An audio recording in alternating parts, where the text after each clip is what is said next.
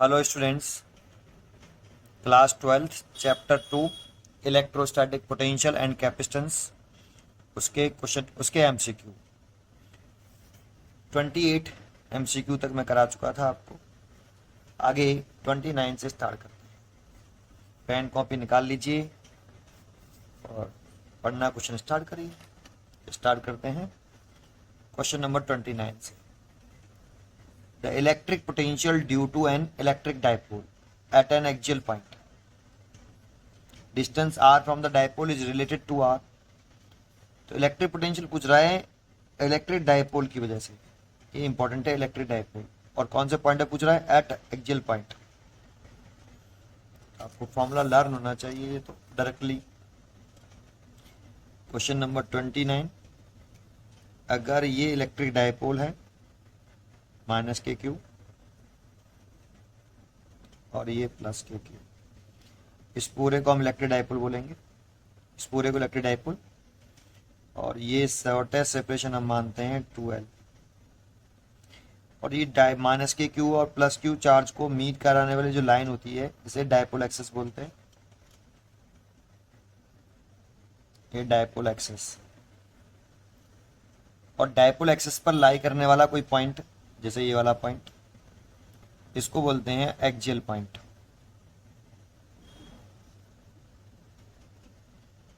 देखो आप क्वेश्चन पढ़िए। The electric potential due to an electric dipole, तो ये पूरा इलेक्ट्रिक डाइपोल हो गया।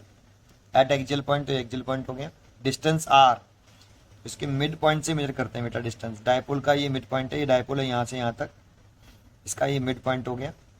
मिड पॉइंट से डिस्टेंस मेजर करते हैं हम आर, ये यहाँ से यहाँ तक की distance R. From the dipole related to R, potential कह रहा है इलेक्ट्रिक पोटेंशियल। इस पॉइंट पर जो इलेक्ट्रिक पोटेंशियल होता है वी, एक्सियल पॉइंट पर होता है 1/4 pi epsilon nought P over R square. ये फॉर्मूला होता है पी ओवर आर स्क्वायर। और इलेक्ट्रिक फील्ड इसी वाले पॉइंट पर अगर इलेक्ट्रिक फील्ड पूछता तो 1/4 pi epsilon nought 2p over R cube. इसमें इलेक्ट्रिक फील्ड में इतना, लेकिन हमसे पोटेंशियल कह रहा है तो v में और r में ऐसा रिलेशन है, ऐसा। लेकिन यहाँ 1 करके ना देख दिया है, ऐसे दिया है v प्रोपोर्शनल टू, इसको ऊपर ले आए तो r की पावर -2, ऐसा रिलेशन है -2। अब चेक करिए, r की पावर 1, r की पावर -1, r का स्क्वायर, r की पावर -2, तो -2 टिक करना। ठीक है, ये चॉइस हो गई। इसीलिए इसकी 29 का डी। एक्सियल पॉइंट पर इलेक्ट्रिक फील्ड पूछता तो इलेक्ट्रिक फील्ड का E प्रोपोर्शनल टू 1/r³ होता, और E प्रोपोर्शनल टू r की पावर -3 लिख सकते थे, तो वो -3 इलेक्ट्रिक फील्ड में इतना। ठीक है, पोटेंशियल पूछा है तो पोटेंशियल के लिए ये answer. Question number 30, question number 30 पढ़िए। A positive charge q dash is moved around under positive charge q on the circular path. If the radius of the circular path is r, the burden on charge q dash in making one complete revolution h.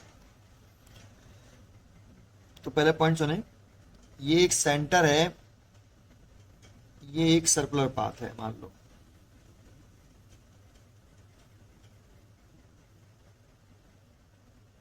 और इस circular path का ये centre है और यहाँ capital Q charge placed है, rest में है। और एक अंडर चार्ज पार्टिकल है, दूसरा ये क्यू डैश।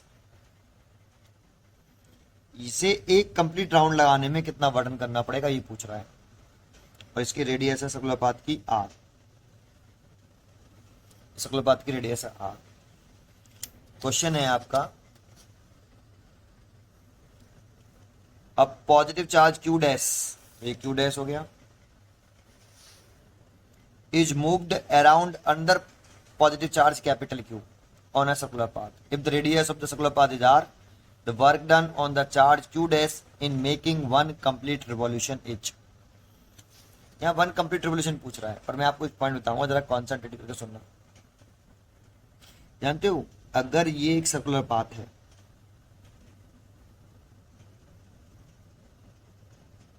और सर्कुलर पाथ के सेंटर पर एक चार्ज रखा है और ये रेस्ट में है और इसकी रेडियस आर है, सेंटर पर रखा है, जानते हो इसके इस सरफेस पर लाई करने वाले किसी भी पॉइंट का पोटेंशियल सेम होगा। जैसे ए पॉइंट का पोटेंशियल, बी का, सी का, डी का, ई का, इन सब के पोटेंशियल सेम होंगे। दैट मीन्स ये सरफेस जो है इक्यू पोटेंशियल सरफेस है।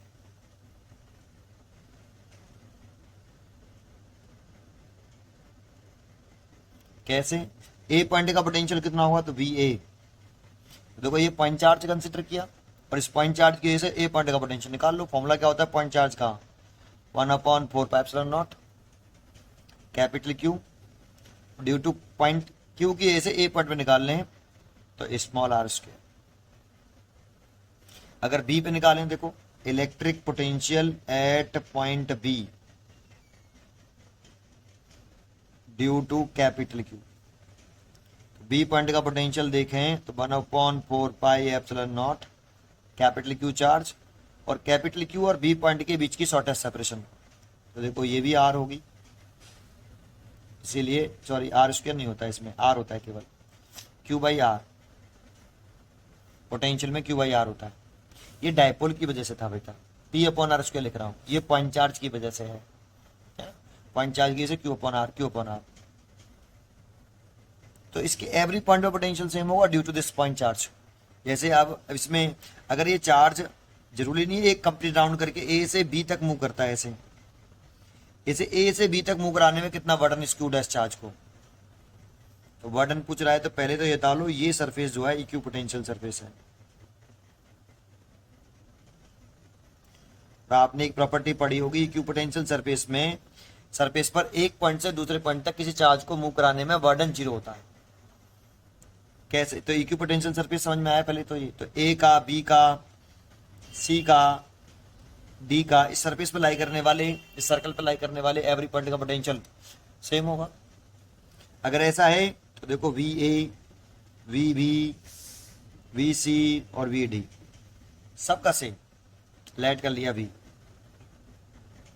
अब वर्डन पूछ रहा है आपका चार्ज पार्टिकल को, सपोज करो ए से बी तक कितना मूव करने में कितना वर्डन करना पड़ेगा, ए से बी सर्कुलर पाथ पर, तो ए से बी तक किस चार्ज को मूव करा रहे हैं, क्यू डैश को, यहां क्यू डैश, यहां हमेशा मूविंग चार्ज आता है, जिस चार्ज को आप मूव करा रहे हो वो, तो इस चार्ज को मूव कराने में कितना वर्डन, और ए से बी करा रहे हो इसीलिए वी बी माइनस वी ए।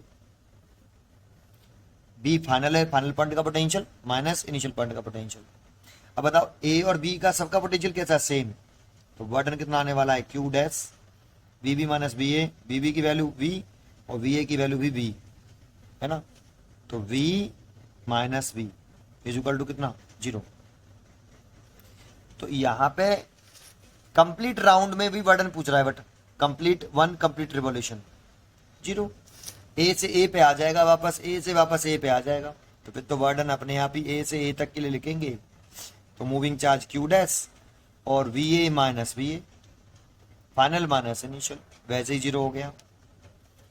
लेकिन मैंने आपको ये बताया कि आप अगर इसमें एक सर्कुलर पाथ पर, आर रेडियस के सर्कुलर पाथ पर कंप्लीट राउंड नहीं होता, ए से बी तक मूव करने में कितना वर्डन, 0, ए से सी तक कितना मूव करने में वर्डन, ऐसे चल के आ रहा है पाथ, ये है सर्कुलर पाथ, ऐसे ए टू सी तो वर्डन 0, ए टू डी 0, क्योंकि ये इक्यू पोटेंशियल सरफेस है बेटा, तो वर्डन 0 ही आएगा। ठीक है, ये बात समझ में आ गई। तो क्वेश्चन नंबर 30, इसका जो चॉइस होना चाहिए 0 सी, तो 30 का सी। यहाँ कंप्लीट राउंड कह दिया है तब भी 0 और कंप्लीट राउंड नहीं कहता, सर्कुलर पाथ पर एक पॉइंट से दूसरे पॉइंट तक घूमने में वर्डन पूछता तब भी 0 ही आता। क्वेश्चन नंबर अगला पढ़ लेते हैं हम 31, क्वेश्चन नंबर 31 ऐसे पढ़ लेते, क्वेश्चन नंबर 31 पढ़िए 31। The electric potential at a point in an electric field as unit of, electric potential की यूनिट पूछ रहा है at a point, in an electric field has a unit of. देखो potential का वैसे तो फॉर्मूला होता है वर्क ओवर चार्ज, एक ही होता है। यहां से इसकी यूनिट देखते हैं तो वोल्ट होती है, इसकी वर्क की होती है जूल, और चार्ज की होती है कूलाम। तो इसमें तो मैच ही नहीं कर रहा है एक भी। तो एक फॉर्मूला पोटेंशियल का आपका V बराबर इलेक्ट्रिक फील्ड का फॉर्मूला होता है, electric field is equal to potential difference upon length. इसको ऐसे भी लिख देते हैं E बराबर माइनस का dV ओवर dr। ये भी होता है, ये भी मैंने पढ़ाया है करंट इलेक्ट्रिसिटी में, है ना। तो E is equal to V by L। अगर कोई कंडक्टर है, इसके एंड के क्रॉस हम एक बैटरी लगा दें, दैट मीन्स पोटेंशियल डिफरेंस लगा दें, ये प्लस ये माइनस, इस कंडक्टर की लेंथ L है, तो इसके इनसाइड इलेक्ट्रिक फील्ड डेवलप होता है E V अपॉन L। अगर यहां से यूनिट निकालें V की, तो V इज इक्वल टू होगा E इंटू L, और E की यूनिट होती है न्यूटन पर coulomb. E is equal to होता है formula F upon Q naught. तो इलेक्ट्रिक फील्ड की यूनिट न्यूटन पर कूलाम, न्यूटन पर कूलाम। तो इलेक्ट्रिक फील्ड की न्यूटन पर कूलाम और लंबाई की मीटर। तो पोटेंशियल की डिफरेंस की यूनिट क्या हो गई, पोटेंशियल की क्या यूनिट हो गई, पोटेंशियल की ये रही न्यूटन मीटर पर कूलाम। और वैसे भी यहां से जूल की लिखते तो फोर्स इनटू डिस्प्लेसमेंट होता है डिवाइड बाई चार्ज, यहां से लिखते force into displacement divide by Q naught. तो फोर्स की हो जाती न्यूटन, फोर्स की हो जाती न्यूटन, डिस्प्लेसमेंट की हो जाती मीटर, और चार्ज की हो जाती कूलाम। यही आ जाती न्यूटन पर मीटर कूलाम। इसकी चॉइस हो गई, देखते हैं, न्यूटन मीटर पर कूलाम। न्यूटन मीटर ये तो आ रही है, newton multiplied by metre divided by coulomb. तो बी चॉइस 31 का बी, 31 का बी। अगला क्वेश्चन देखते हैं 32।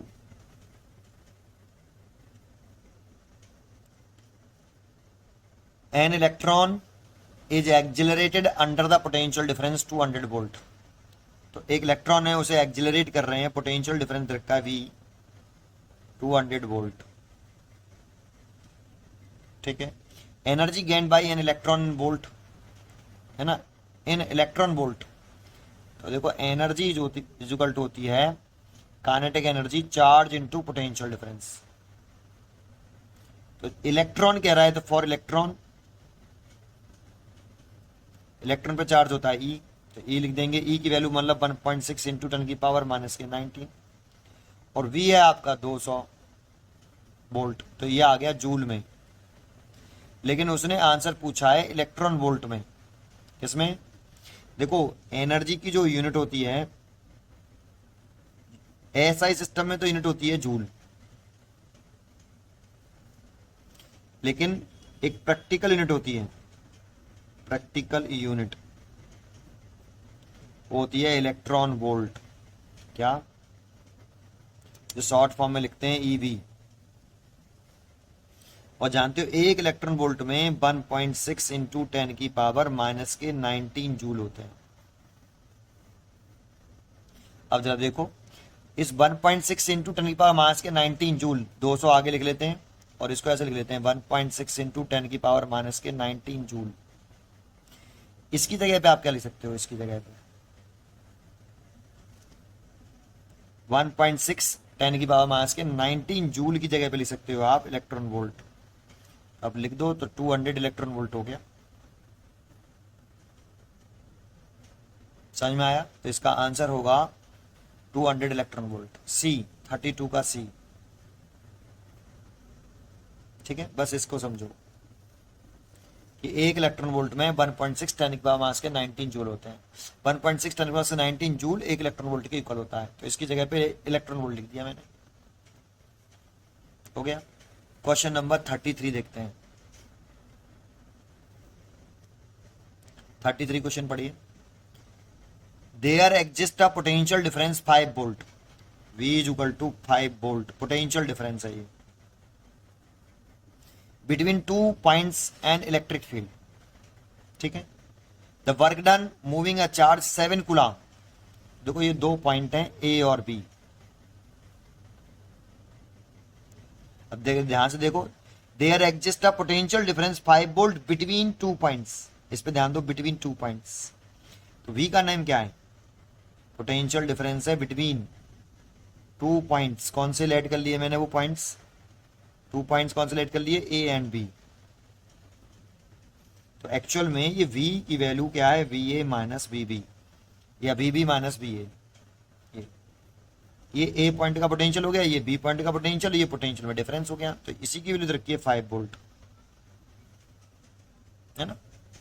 N electric field work done moving A charge 7 coulomb from one point two other point. मान लो यहां से क्यू चार्ज है 7 कूलम, वो B से A मूव कर रहा है, तो कितना वर्डन करना पड़ेगा B से A तक इस चार्ज को मूव करने में? तो इसे कितनी बार बता दिया आप, फॉर्मूला कभी भी एक चार्ज को एक पॉइंट से दूसरे पॉइंट तक ले जाने में वर्डन पूछे तो यहाँ पे तो आता है मूविंग चार्ज, विद साइन आता है जिस चार्ज को मूव करना है, और विद साइन आता है। ये पीछे वाली लेक्चर में भी कई बार यूज हो चुका है ये फॉर्मूला। और B से A आ रहे हैं तो फाइनल हो गया VA और इनिशियल हो गया VB। अब मूविंग चार्ज दे रखा है आपको 7 कूलम और पोटेंशियल डिफरेंस दे रखा है कितना? 5 वोल्ट। तो वर्डन हो गया 35 जूल। इसका चॉइस हो गई 35 जूल, सी चॉइस, 33 का सी इज द राइट आंसर। अगला क्वेश्चन देखते हैं 34 क्वेश्चन की तरफ देखते हैं।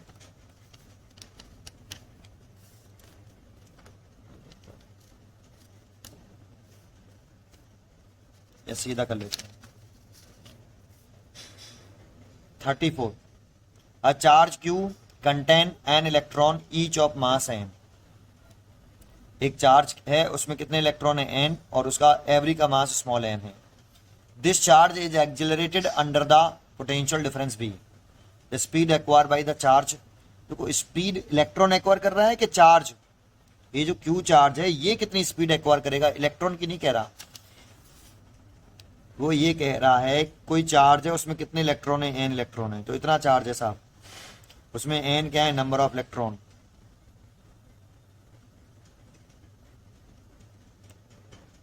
तो उस पर इतना चार्ज है, तो एक बॉडी है, एक क्या है यहाँ पे? चार्ज है Q contain n electron each of mass m। होने दो, ये चार्ज है साहब, है ना।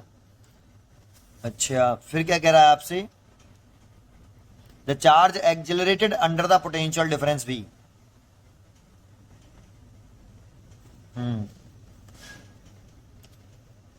चार्ज एक्सिलरेट हो रहा है कितने पोटेंशियल डिफरेंस से? v से, ठीक है।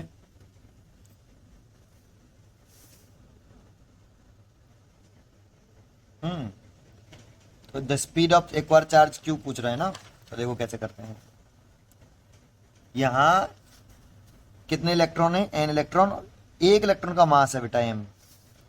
तो और ये सारे इलेक्ट्रॉन जो हैं एक इस चार्ज में, चार्ज से मिलकर बने हैं, मतलब इन इलेक्ट्रॉनों से ये चार्ज मिलकर बना है। तो हम लिखेंगे kinetic energy is equal to charge into potential difference. अब काइनेटिक एनर्जी का फॉर्मूला होता है हाफ mv², लेकिन यहां मास किसका लिखना है? चार्ज का, क्योंकि इस चार्ज को v डिफरेंस पोटेंशियल डिफरेंस से जब एक्सिलरेट करते हैं तो इतनी काइनेटिक एनर्जी प्रोड्यूस होती है। तो आपको ये मास इलेक्ट्रॉन का नहीं लिखना है, इस वाले चार्ज का लिखना है। और यहाँ क्वेश्चन जो में दे रखा है वो एक इलेक्ट्रॉन का मास दे रखा है। जब काइनेटिक एनर्जी लिखते हैं तो हाफ mv², तो एक इलेक्ट्रॉन का मास m, लेकिन हमें इस चार्ज का लिखना है और ये चार्ज n इलेक्ट्रॉनों से मिलकर बना है। तो टोटल मास कितना हो जाएगा भाई? टोटल मास, इसमें एक इलेक्ट्रॉन का मास m, दूसरे इलेक्ट्रॉन का मास m, और कितने इलेक्ट्रॉन है? n इलेक्ट्रॉन है टोटल। तो कितना हो जाएगा? m into n। ये टोटल मास हो गया किसका? n इलेक्ट्रॉन्स का, और इन n इलेक्ट्रॉनों से बन गया ये चार्ज। तो आपको चार्ज, ये जो मास लिखना है, इसी चार्ज को एक्सिलरेट करने में काइनेटिक एनर्जी कह रहे हैं ना, तो इसी चार्ज की काइनेटिक एनर्जी निकालोगे तो इसी चार्ज का मास लिखना है हमें, ना कि इलेक्ट्रॉन का। वो इलेक्ट्रॉन का मास दे रखा है वहां पे, तो टोटल मास इतना होगा इस चार्ज पर। क्लियर है? ठीक है। तो इसलिए काइनेटिक एनर्जी लिखेंगे तो हाफ, मास लिखेंगे तो कितना लिखेंगे? n into M. ये चार्ज का मास हो गया, और कितनी स्पीड से, v वेलोसिटी से, इज इक्वल टू कितना, q की वैल्यू कितनी, n ही, q की वैल्यू n ही, और इनटू पोटेंशियल डिफरेंस भी। तो देखो इस n से तो ये n कट गया, और 2 का मल्टीप्लाई इधर कर लेंगे तो velocity v square is equal to लिख सकते हो आप 2ev, और नीचे आ जाएगा n। तो वेलोसिटी इज इक्वल टू आ जाएगा रूट के अंदर 2ev ओवर n। ये देखो मैंने q की वैल्यू भी पुट कर दी n ही। और यहां जब काइनेटिक एनर्जी लिख रहे हो तो बेटा आपको यहां स्पीड किसकी निकालनी है, चार्ज की या इलेक्ट्रॉन की, चार्ज की। तो चार्ज को एक्सिलरेट किया मैंने v पोटेंशियल डिफरेंस से, इतनी काइनेटिक एनर्जी डेवलप हो रही है। लेकिन काइनेटिक एनर्जी इक्वल टू होता है आप mv स्क्वायर। तो आपको यहाँ एक इलेक्ट्रॉन का मास नहीं लिखना है, आपको चार्ज को एक्सिलरेट किया है तो चार्ज का मास लिखना है कि चार्ज का मास क्या है, और वो चार्ज कितने इलेक्ट्रॉनों से बना है, n इलेक्ट्रॉनों से बना है, और वो चार्ज n इलेक्ट्रॉनों से बना है तो n इलेक्ट्रॉनों का जो मास होगा वही चार्ज का मास होगा। इसलिए बस यही कंसेप्ट है यहाँ पे। इसलिए इसकी जो चॉइस आएगी वो 2e/m। अब एक जैसी लगती है, पहली चॉइस राइट है, दूसरी चॉइस में क्यू दे रखा है नीचे, ऊपर क्यू नहीं आएगा बेटा, n से n कैंसिल, e आएगा। इसलिए इसकी 34 का a choice is right answer, 34 का ए राइट आंसर। ठीक है, अगला क्वेश्चन देखते हैं 35। बहुत अच्छा क्वेश्चन था ये 34, उसमें कंसेप्ट केवल मास का ही था। ठीक है, तो 35 देखते हैं, क्वेश्चन नंबर 35 क्या कह रहा है, a test charge Q0 brought from infinity along the perpendicular bisector of electric dipole. The work done on Q0 from electric field of the dipole. A test charge Q0 is brought from infinity along the perpendicular bisector of an electric dipole. The work done Q0 by the electric field of the dipole. तो देखो वो ये कह रहा है कि एक electric dipole बना लो पहले आप, ये माइनस के क्यू और ये प्लस के क्यू, परपेंडिकुलर डाइप। देखो इसको पढ़ो, the test charge Q0 brought from infinity along the perpendicular bisector of an electric dipole. देखो ये इलेक्ट्रिक डाइपोल हो गया और ये इसका परपेंडिकुलर बाइसेक्टर हो गया, ये वाला, इसको बोल रहे हो आप परपेंडिकुलर बाइसेक्टर, परपेंडिकुलर बाइसेक्टर।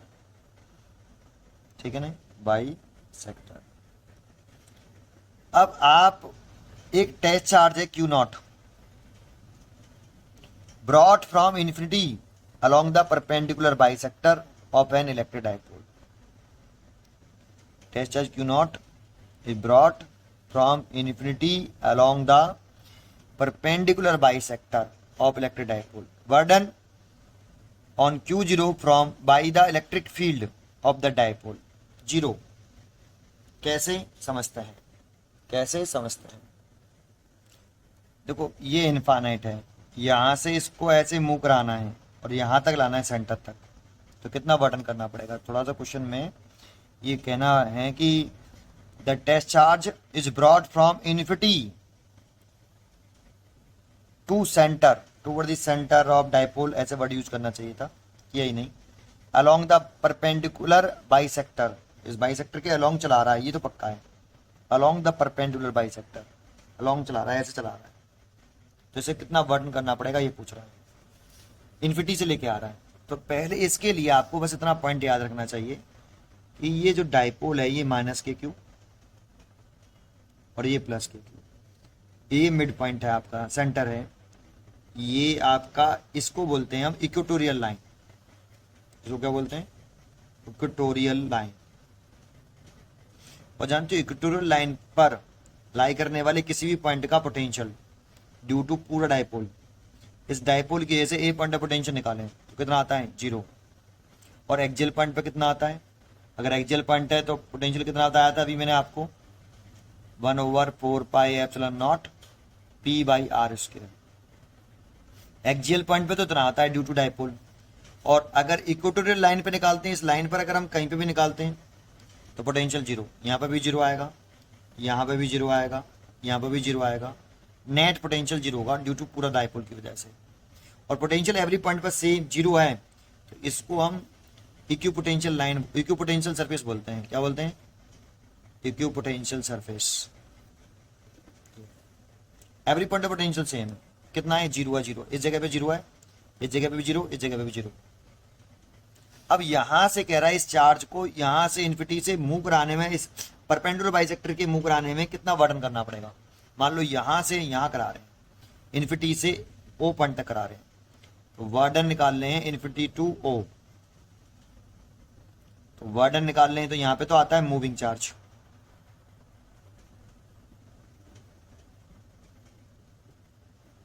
और इन्फिनिटी से ओ करा रहे हैं इसीलिए फाइनल है ओ, और इन्फिनिटी वी इन्फिनिटी।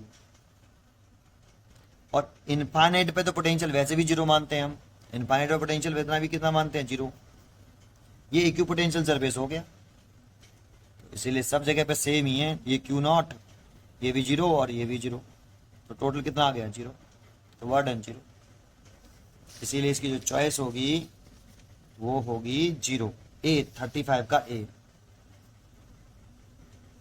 अगला क्वेश्चन देखते हैं हम 36 क्वेश्चन देखिए।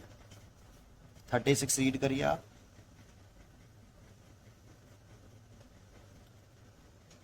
If 1000 droplet each of charge q radius small r are combined to form a big drop, then the potential of big drop as compared to small drop will be।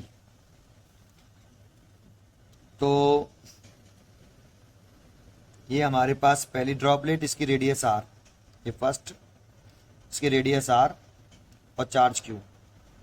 ये मेरे पास दूसरी water की droplet, water की है, किसी की भी drop है वाटर की, किसी की भी हो, रेडियस आर।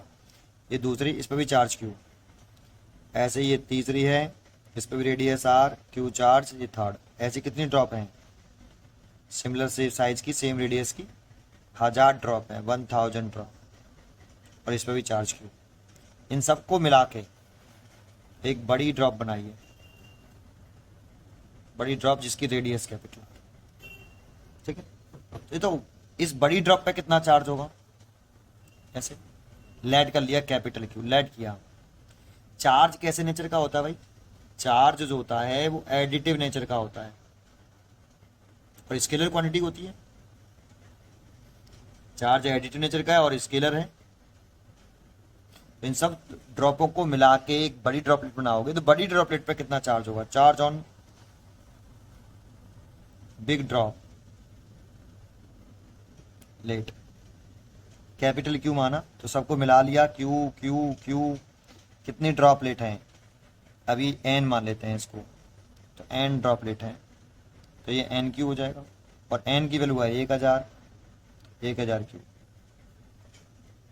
ठीक है, चलिए चार्ज तो हो गया इतना। एक बताओ इसका वॉल्यूम कितना होगा? वॉल्यूम, इसका वॉल्यूम लिखें तो 4/3 पाई स्मॉल आर क्यू। इसका भी वॉल्यूम इतना ही हुआ, इसका भी इतना ही, इसका भी इतना ही। इन सबको मान लो ये सब एक, इसका वॉल्यूम 1 लीटर है, सपोज कर लो। वैसे तो वॉल्यूम 4/3 पाई आर क्यू है, इसका भी 4/3 पाई आर क्यू, इसका भी 4/3 पाई आर क्यू, तो सबका रेडियस सेम है, तो सबका वॉल्यूम सेम। अब मान लो 1 लीटर की ये ड्रॉपलेट है और 1000 वॉट ड्रॉपलेट है, तो सब मिला के कितना लिक्विड हो गया? वॉल्यूम कितना हो गया? 1000 लीटर। तो इसका वॉल्यूम कितना होगा? 1000 लीटर। तो इसका वॉल्यूम इन सब के वॉल्यूम के सम के बराबर होगा। इससे क्या फायदा होगा तो ये बताते हैं। वॉल्यूम इज रिमेन सेम, किसका? Volume of big drop is equal to volume of 1 small drop. इक्वल होगा क्या? 1 स्मॉल ड्रॉप और बिग ड्रॉप इक्वल होगा? नहीं। कितने का मल्टीप्लाई कर लें आगे? 1000 का। अब इक्वल होगा volume of 1 small drop multiplied by 1000, 1000। अब तो इक्वल होगा। इसका वॉल्यूम कितना? 4/3 पाई कैपिटल आर क्यू। ये 1000 को लिख सकते हैं 10⁻³ और एक ड्रॉपलेट का वॉल्यूम लिख लेते हैं। ये से कट गया तो R इज टू आ गया, capital R is to 10⁻³ small r की पावर 3, तो कैपिटल R इज टू आ गया 10R। तो इसका चार्ज निकाल लिया, बड़ी ड्रॉपलेट का रेडियस निकाल ली। Potential on each small drop, एक ड्रॉप का पोटेंशियल कितना होगा, तो V इज टू 1/4πε0, एक ड्रॉपलेट का चार्ज, एक ड्रॉपलेट की रेडियस। ये तो पोटेंशियल हो गया एक ड्रॉपलेट का, स्मॉल ड्रॉपलेट का। बड़ी ड्रॉपलेट का पोटेंशियल निकालना है, पोटेंशियल ऑन बिग ड्रॉप, तो बड़ा B लिख लेता हूं इज टू 1/4πε0, इसी का चार्ज इसी की रेडियस। बड़ी ड्रॉपलेट का निकालें सारा चार्ज इसी का और इसी का रेडियस, छोटी का निकालें सारी चीजें छोटी की, छोटे का चार्ज और छोटी का ही रेडियस। वैल्यू पुट कर देते हैं 1/4πε0। अब समझ में आ गया होगा मैंने चार्ज क्यों निकाला, जो कि कितना है 1000³